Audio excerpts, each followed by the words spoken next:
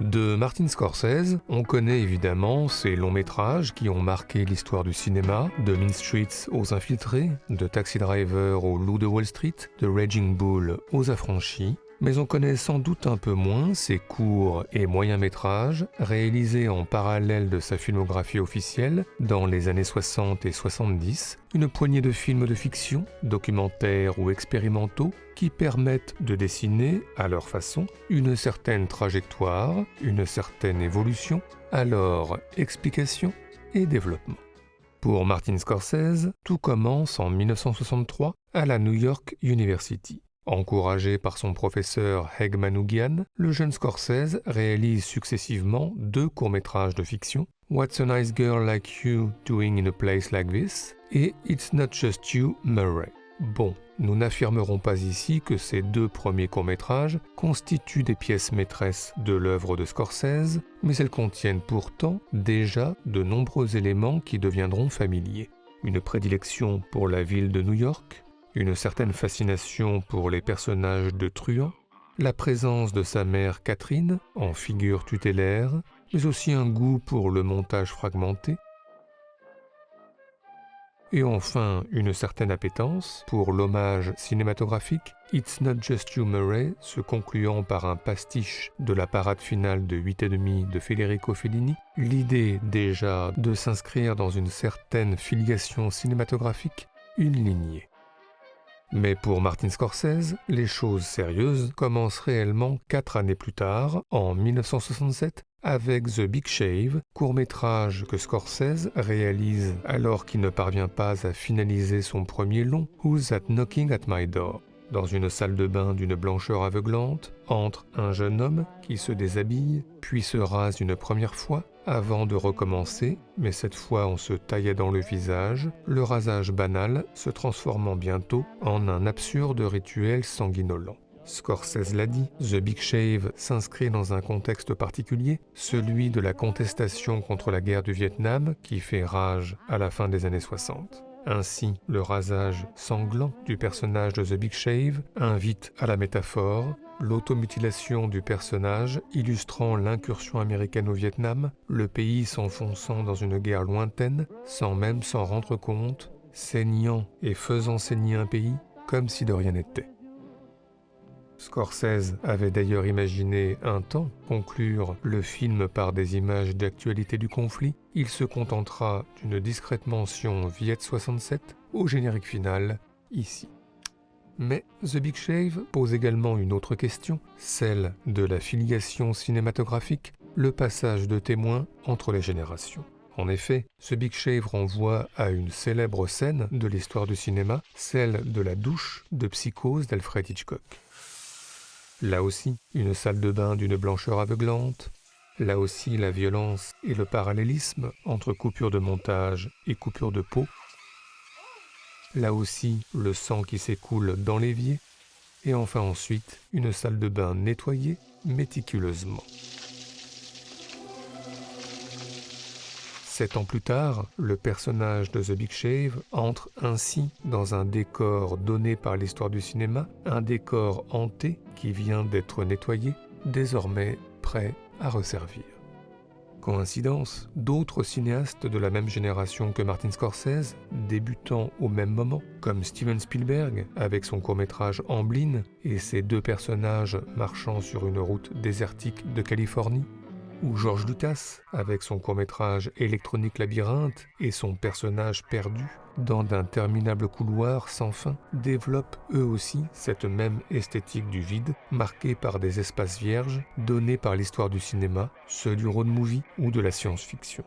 À l'aube des années 70, la place est donc bientôt libre pour les jeunes loups sortis des écoles de cinéma et nourris de contre-culture. Steven Spielberg, George Lucas, Martin Scorsese et d'autres vont pouvoir occuper le décor désormais laissé vacant et le remplir à leur façon.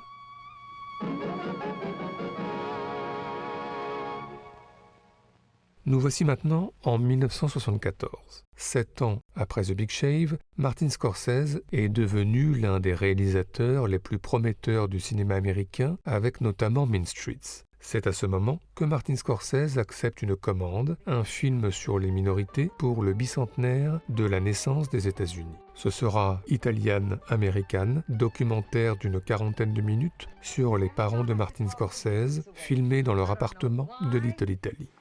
I don't know, maybe he's getting a little older now, you know.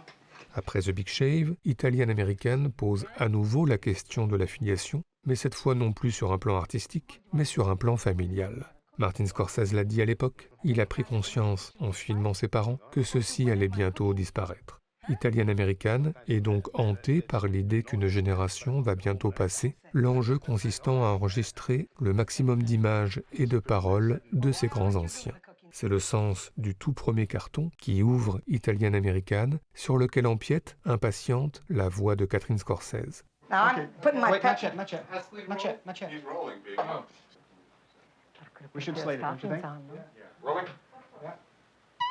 Le film n'a pas commencé, mais la mère de Scorsese, pressée, déborde déjà de son cadre. Le temps est précieux, chaque instant compte, et tant pis si l'équipe technique n'est pas encore tout à fait prête.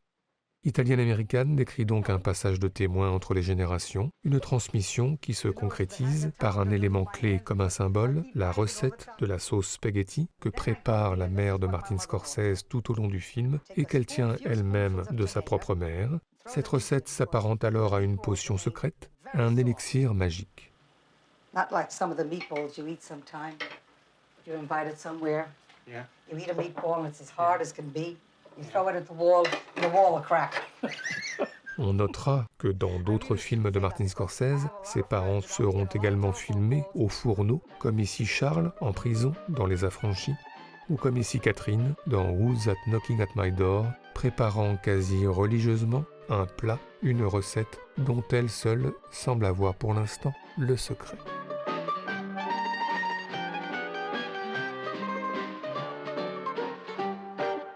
Nous voici maintenant en 1977. 3 ans après Italian American, Martin Scorsese réalise American Boy, documentaire cette fois sur son ami Stephen Prince, ancien manager de Neil Diamond, que le cinéaste conçoit comme un prolongement d'Italian American, comme le second volet d'un diptyque. En 3 ans, d'Italian American à American Boy, Martin Scorsese a connu la consécration en 1976 avec Taxi Driver, mais aussi les doutes avec le tournage épuisant de New York, New York. De plus, il traverse dans sa vie personnelle une période difficile, marquée par la drogue et la dépression. Faire le portrait de Stephen Prince n'est donc pas un choix anodin, car à la rondeur et la bonhomie des parents de Scorsese succède dorénavant la pâleur d'un Stephen Prince hagard et fatigué. Italian American était un film de jour, presque solaire, American Boy sera un film de nuit, presque crépusculaire, dans lequel Stephen Prince ne raconte plus que des histoires de drogue et de pulsions meurtrières morbides. Just coming through the doorway. And just as he was coming through the door, I fired. Symbole de cet essoufflement, le carton d'ouverture qui renvoie à celui d'Italian American, mais cette fois, pas d'empiètement sonore, pas de voix impatiente alors que le film n'a pas encore commencé. Forget what we were doing. This is really good. Contrairement aux parents Scorsese, Stephen Prince, amorphe, n'a pas assez d'énergie pour déborder de son cadre. This is not Bar bad. of soap. This is better than. This is good. Oh yeah, This is good. yeah. Et puis, au milieu du film, l'évocation des parents de Stephen Prince, et notamment sa mère, avec cet aveu saisissant qui fait écho à Italian American. My mother, without a doubt, cooks the most bland food in the world. No taste at all. No taste. Cuisine sans goût, problème de sauce sans doute. Entre Italian American et American Boy, la recette s'est perdue, l'idée d'une filiation manquée.